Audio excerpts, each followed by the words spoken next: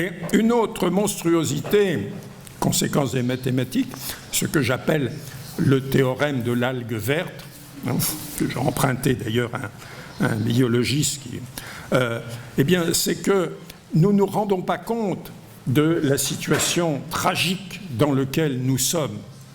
Bon, bien sûr, nous savons que la planète va mourir, enfin, on nous l'a dit, on sait, on a entendu parler des différents rapports, on a entendu parler du premier rapport au Club de Rome, moins du second, encore moins du troisième, mais dans l'intervalle, M. Al Gore nous a dit qu'il y avait une vérité qui nous dérangeait. On a eu toutes sortes de rapports, le rapport même d'experts de la Banque mondiale comme Nicolas Stern au gouvernement britannique. Puis on a les 5 rapports du GIEC IPCC, le groupe intergouvernemental sur l'évolution du climat. Le dernier rapport nous dit bon, la situation elle est dramatique. Mais voilà, comme on ne le vit pas concrètement, hein, on le sait, mais on ne croit pas à ce qu'on sait. Et alors, pour comprendre le drame de cette situation, effectivement, le théorème de l'algue verte, c'est tout à fait intéressant, parce qu'on imagine un étang assez grand, et à cause des engrais chimiques que mettent les agriculteurs autour, eh l'eau est trop riche en nitrates et se développe une algue verte. Hein. Et l'algue verte, elle a un taux de croissance de 100%. Par an, elle double sa superficie. Donc c'est une petite algue. La première année, elle occupe 1 mètre carré, mettons, la deuxième année, 2 mètres, la troisième année, 4, la quatrième année, 8. Là, c'est plus l'intérêt composé, c'est la progression géométrique de raison 2. Hein. Au bout de... Bon, comme l'économie de croissance, ça continue, hein, et pendant 10 ans, 20 ans, mettons, 30 ans, et au bout de 30 ans, elle a colonisé la moitié de l'étang. Hein, la moitié de l'étang. Alors, personne ne se préoccupe, hein, parce qu'on se dit, bon, on a 30 ans, on a encore la moitié de l'étang, etc.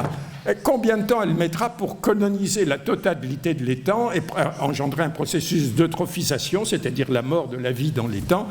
Alors on dit, non, c'est pas 30 ans, c'est pas 10 ans, c'est 1 an.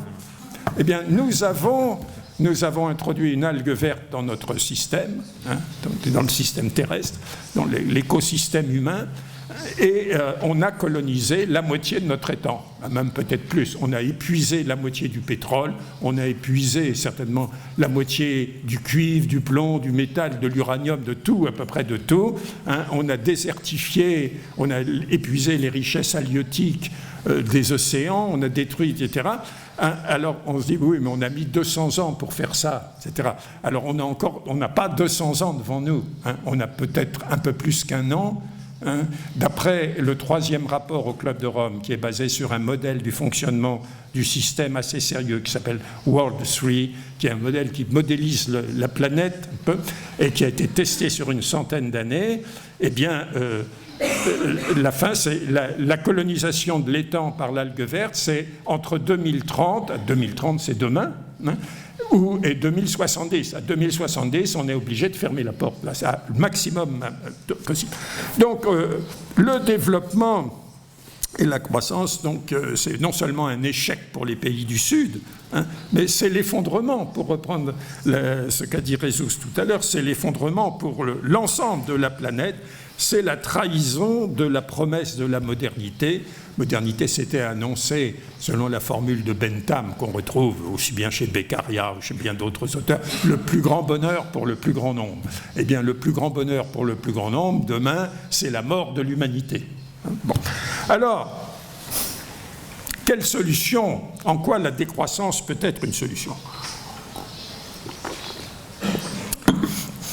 Qu'est-ce que la décroissance? Alors, j'ai dit que le développement durable était un slogan qui avait été imposé par Henry Kissinger quelques années après 1972 sous la pression des lobbies américains et avec la complicité de personnages d'ailleurs qui se sont révélés être des criminels comme Stéphane Schmidaini qui vient d'être condamné par la cour d'appel de Turin pour le meurtre de 3000 ouvriers parce qu'il était en même temps le propriétaire d'Eternit, la société qui utilisait l'amiante. Bon, mais ça c'est une autre histoire.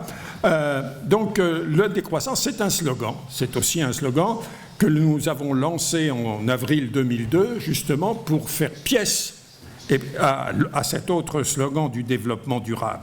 C'est-à-dire, c'est un slogan pour bien nous montrer que faire réfléchir les gens, parce que la première fois qu'on entend le mot décroissance, on nous a tellement colonisé l'imaginaire avec l'idée de la croissance, la croissance, la croissance. La croissance, c'était la solution de tous les problèmes.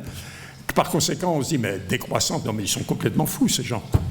Et donc on dit, mais pourquoi? Et alors à ce moment-là, on dit, mais effectivement, une croissance infinie est incompatible. Naturellement, il ne s'agit pas de faire décroître tout et n'importe quoi.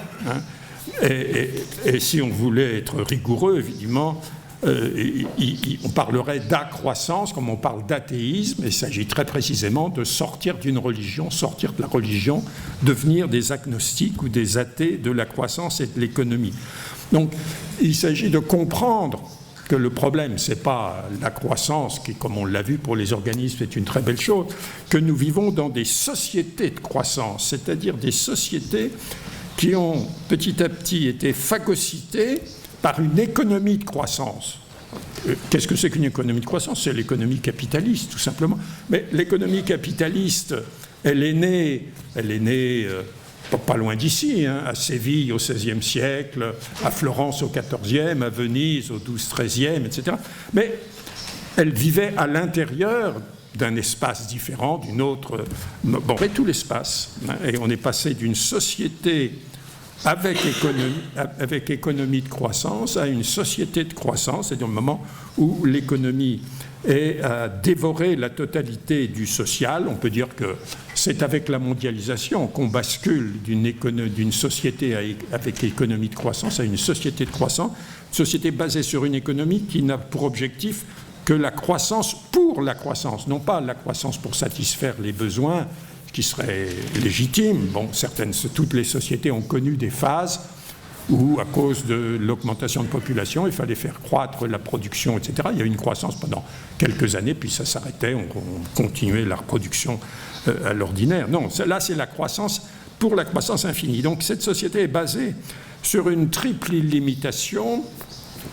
Illimitation de la production, ce qui signifie illimitation dans l'utilisation et dans la destruction des ressources naturelles renouvelables et non renouvelables.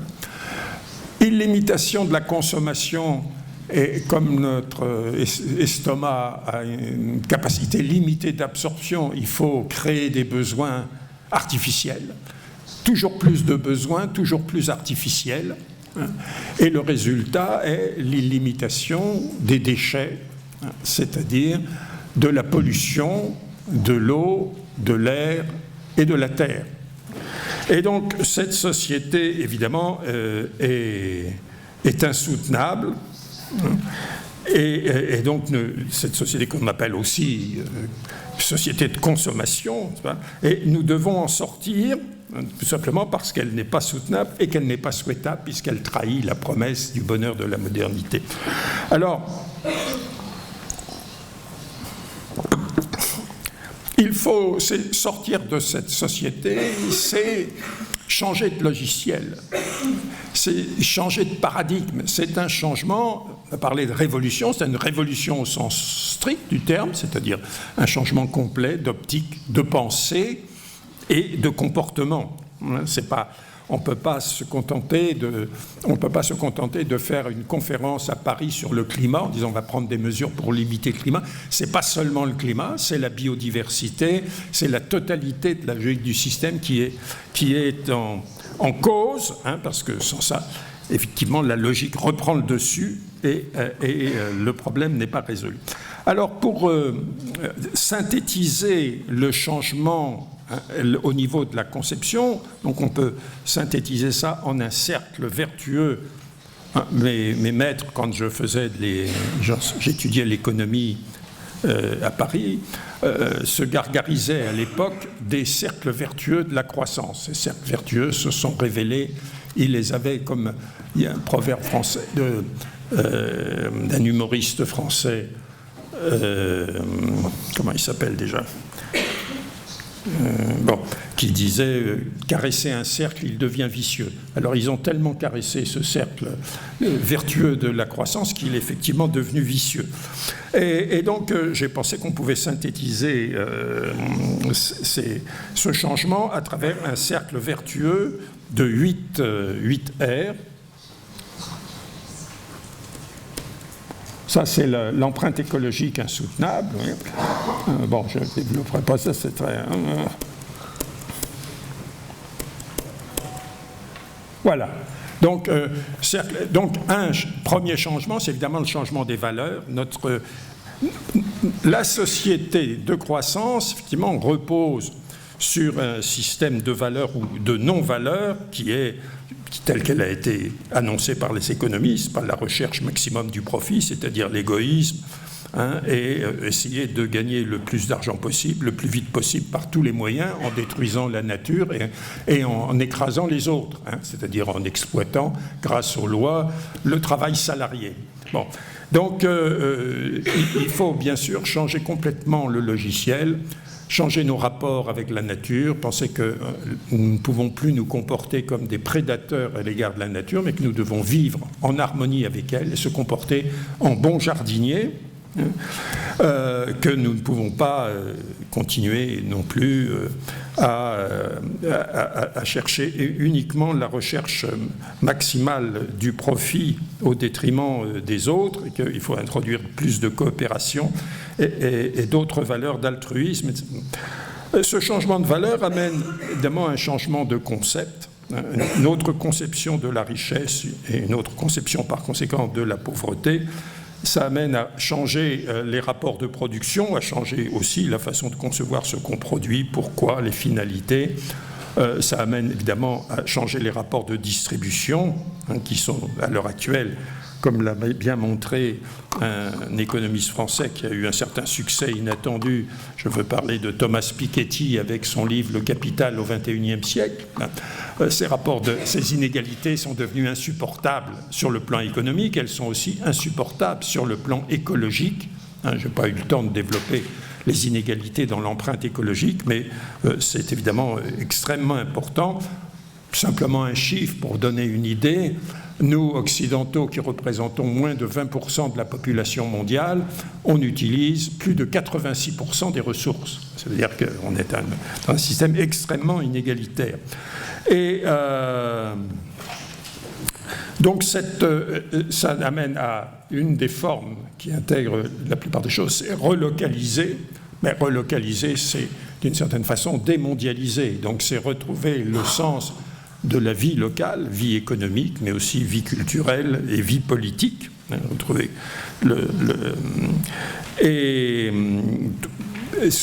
réduire, bien sûr, réduire l'empreinte écologique, réduire la surconsommation. Alors, réduire la production et par conséquent réduire les horaires de travail, pas trop, pour produire moins et pour surtout dégager plus, pour travailler tous et aussi pour vivre mieux. Et puisqu'on ne peut pas réutiliser plutôt que détruire, comme à l'heure actuelle. Alors nous disons, souvent on nous fait croire que nous vivons dans une société d'abondance. Alors on vit dans une société de gaspillage, ça c'est vrai, on gaspille énormément de richesses, etc. Mais on est tout à fait dans le contraire d'une société d'abondance. C'est pour ça que l'objectif de la décroissance, c'est effectivement de réaliser une véritable abondance, mais une abondance basée sur la frugalité. C'est-à-dire sur l'autolimitation, la capacité de se limiter, donc sortir du paradigme de l'illimitation sur lequel est basé le système économique mondial et retrouver le sens des limites, ce qui était la philosophie de toutes les sociétés, y compris de la nôtre jusqu'au XVIIIe siècle à peu près. Toutes les sociétés et toutes les philosophies, que ce soit le taoïsme chinois, le bouddhisme indien, la philosophie d'Épicure, celle d'Épictète, ou celle sans parler de celle de Diogène, etc., mais aussi la philosophie des Amérindiens que l'on redécouvre aujourd'hui avec le Sumak Kosai Buen Vivir, ou la philosophie de l'Afrique, etc. Tout cela était basé sur la capacité de trouver la mesure et la limite. Alors, j'ai préconisé donc une société d'abondance frugale. Alors on se dit, mais l'abondance frugale, c'est un oxymore. Alors, on pense que c'est un oxymore parce qu'on croit que notre société de gaspillage est une société d'abondance, alors qu'en réalité, les biens essentiels deviennent de plus en plus rares. L'eau naturelle a disparu, l'air est devenu irrespirable, le logement est devenu inaccessible, etc. Donc tout ce qui est la base même de la survie est devenu quelque chose de très rare. En revanche, effectivement, l'accès à Internet est illimité. Mais ça, c'est tout à fait... Alors là, ça permet un gâchis extraordinaire. Donc, quand en lançant cette idée d'abondance frugale, je pensais à un grand anthropologue américain, Marshall Salins, qui a écrit un beau livre qu'on a traduit sous le titre « Âge de pierre, âge d'abondance ». Et quelle est la théorie de Marshall Salins? Il dit, parce qu'à l'époque on parlait beaucoup de société d'abondance, John Kenneth Galbraith, « The Affluent Society », la société d'abondance.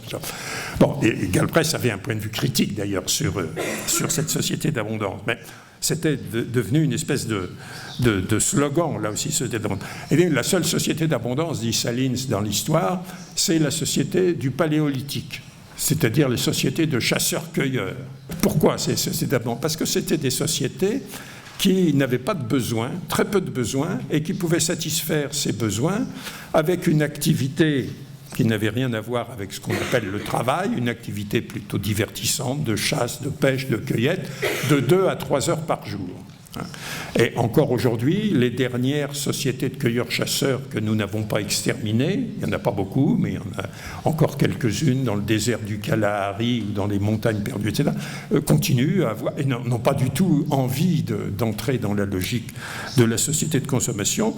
Donc, généralement, on les élimine parce que dès qu'on trouve des ressources naturelles à exploiter, du pétrole, de l'or ou n'importe quoi, on va les chasser, on les détruit, on leur transmet des pandémies, etc. Bon.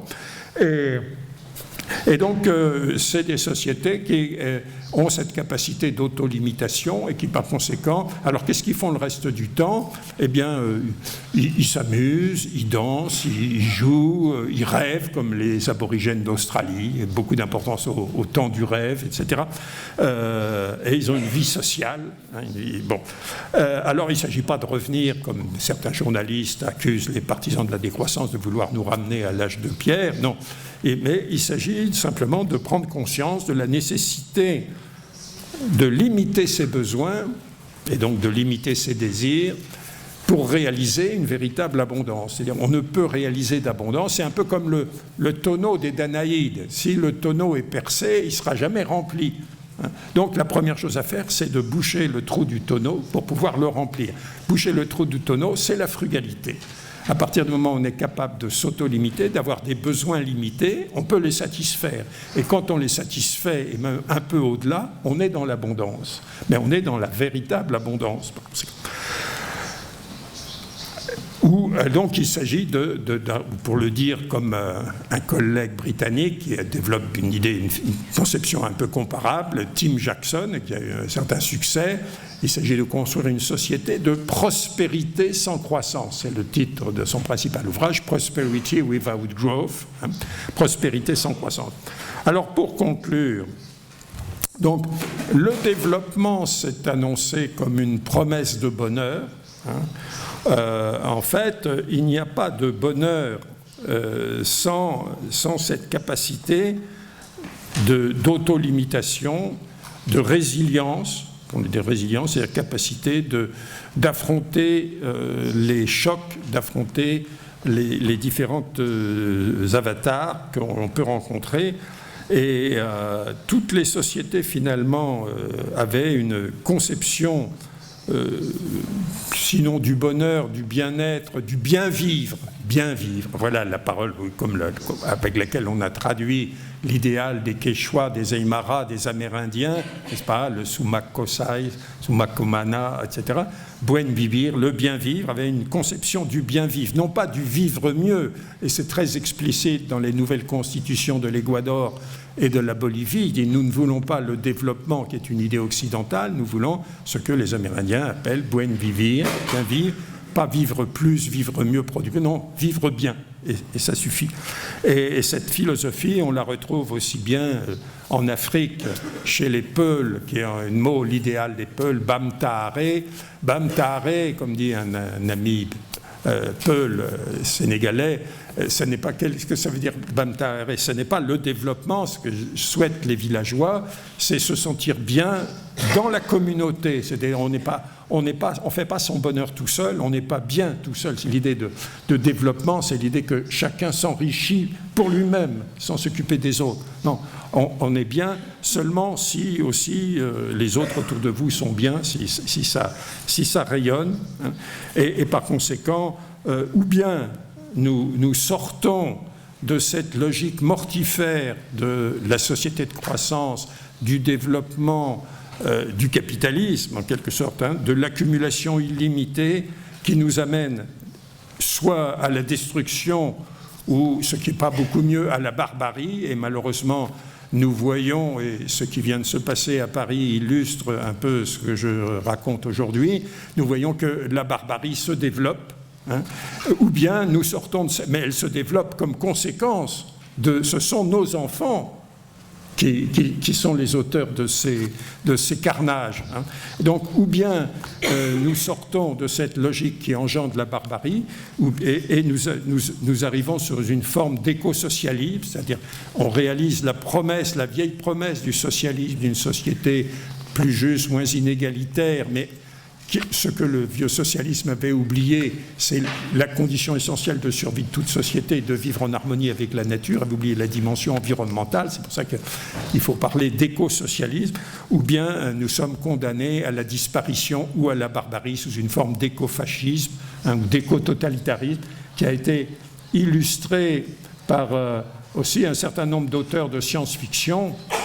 Je pense à ce très beau livre et le film qui en a été sorti, Soleil vert, déjà dans les années, fin des années 70, c'est déjà très ancien, qui nous montrait déjà ce que pourrait être une société d'avenir qui n'a pas changé son logiciel. Merci.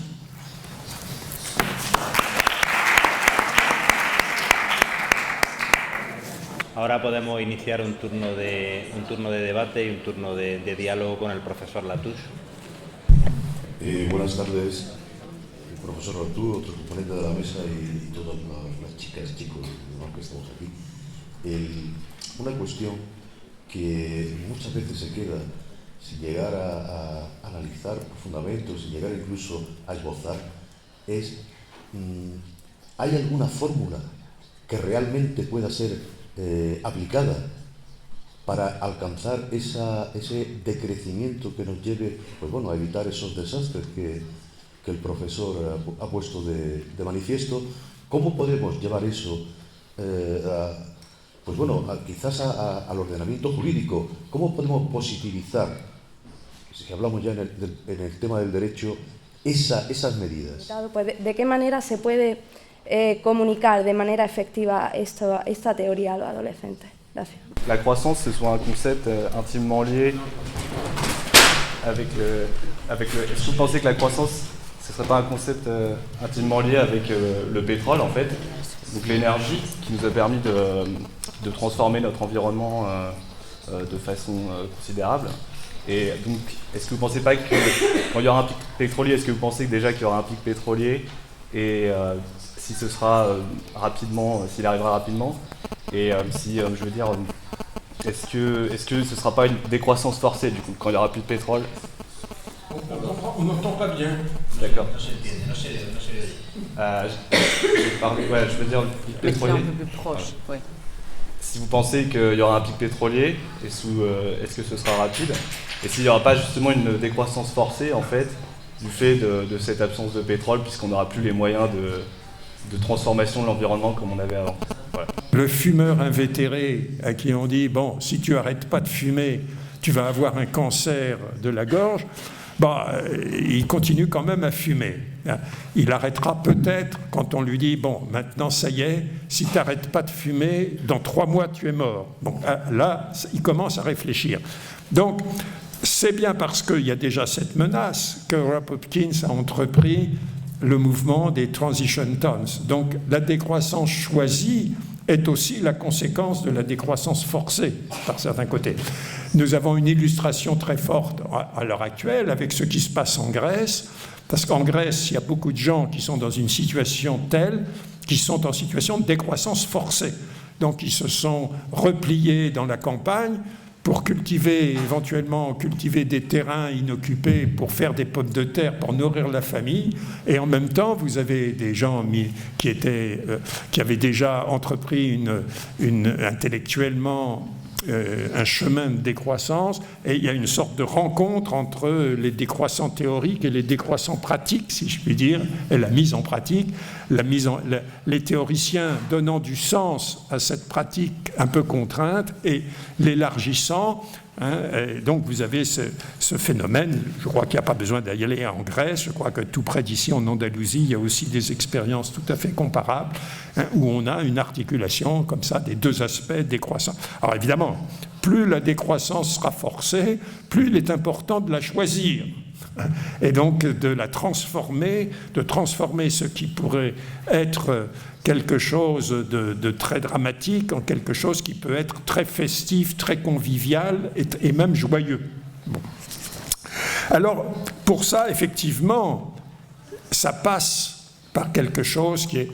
C'est le titre d'un livre, je crois qu'il a été traduit dans l'autre topo, qui est la décolonisation de l'imaginaire. Pour ça, évidemment, et ça, c'est la deuxième question, les enfants. Alors, si notre imaginaire est colonisé, ça passe très largement par le fait qu'on l'a colonisé. On ne naît pas toxicodépendant de la consommation, on le devient. Et on le devient comment ? On le devient en imitant ses parents. Donc l'éducation, c'est pas seulement dire à ses enfants « ne fais pas ceci, ne fais pas cela », c'est leur donner l'exemple, de leur montrer l'exemple. Si évidemment les parents regardent la télé, qui est un des véhicules de l'intoxication, évidemment les enfants ont envie de regarder la télé encore plus. Donc effectivement, il faut que les parents donnent l'exemple en jetant leur poste de télé pour que peut-être les enfants suivent après cet exemple. Donc il y a 2 gros problèmes fondamentaux. J'ai surtout traité le premier. Quel monde laissons-nous à nos enfants ? Nous laissons à nos enfants un monde complètement déglingué. Et moi, j'aime beaucoup faire des conférences aux enfants dans les écoles ou un peu plus âgés, dans l'université, parce que je dis, le problème, c'est plus mon problème. Moi, j'ai 75 ans. Même si la fin du monde arrive en 2030, je risque d'être déjà mort ou pas loin. Donc, ce n'est pas mon problème. C'est votre problème. C'est vous qui détenez la solution. C'est vous qui devrez affronter le plus gros des problèmes. Donc, moi, je ne peux que vous transmettre l'expérience. Donc, quel monde laissons-nous à nos enfants ? Nous laissons un monde dans un état épouvantable. Bon, mais le deuxième problème, qui est aussi grave, sinon plus, quels enfants laissons-nous au monde ? Et les enfants que nous avons produits, c'est pas terrible. Même moi, je suis grand-père, je vois dans ma famille, je suis inquiet souvent. Donc, effectivement, parce que nos enfants ne sont pas seulement produits par des parents, ils sont produits par un système. Vous interdisez, d'abord, si vous interdisez à vos enfants de regarder la télévision, alors ils auront vraiment envie de la regarder, donc ils la regarderont en cachette, ils la regarderont ailleurs, ils seront encore plus intoxiqués. Donc ce n'est pas la bonne solution. Donc c'est très difficile, effectivement. C'est très difficile, et en même temps, les enfants, et moi je suis toujours surpris parce que les conférences sur la décroissance, les colloques, les mouvements, en France, la décroissance, elle est portée par des jeunes. Hein. Le mouvement, moi je les suis de loin, mais je suis trop vieux, mais il y a le mouvement des objecteurs de croissance, ce sont des jeunes de 20, 25 ans qui sont les plus dynamiques. Et quand je fais des conférences dans les écoles, je vois que les enfants, souvent, ils comprennent beaucoup mieux que leurs parents. C'est-à-dire qu'ils sont intoxiqués, bien sûr, mais ils n'ont pas été intoxiqués aussi longtemps. Hein. Donc ce sont des jeunes fumeurs. C'est plus facile de désintoxiquer un jeune fumeur qu'un vieux fumeur. Hein. Alors nous sommes des vieux fumeurs, c'est très difficile. Donc je crois qu'il ne faut pas désespérer de nos enfants. Ce petit livre que tu as mentionné, La Hora del Decrescimiento, en fait c'est un livre à deux mains. Didier, c'est un de mes anciens étudiants, maintenant il est aussi à la retraite, hein. C'est un ancien étudiant, mais lui, il enseignait dans les lycées. Il m'avait fait venir plusieurs fois à Dunkerque, dans les lycées où il enseignait, pour parler à ses enfants. Et donc on a fait ce livre ensemble, parce qu'il a plus l'expérience des lycéens, et c'est un livre, au fond, pour faire comprendre la décroissance aux lycéens, aux gens qui sont dans le secondaire, pour trouver un vocabulaire, on peut imaginer, effectivement, il n'y a pas de raison de ne pas commencer à faire aussi la décroissance en bande dessinée pour les enfants de 4-5 ans. Et je crois que ça marcherait très bien, c'est un moyen parmi d'autres. Donc, effectivement, c'est un problème. Le gros problème, pour ceux les parents qui se posent des questions, effectivement, c'est à l'heure actuelle, ce ne sont plus les parents, ce n'est plus le système scolaire qui éduque les enfants, ce sont les médias.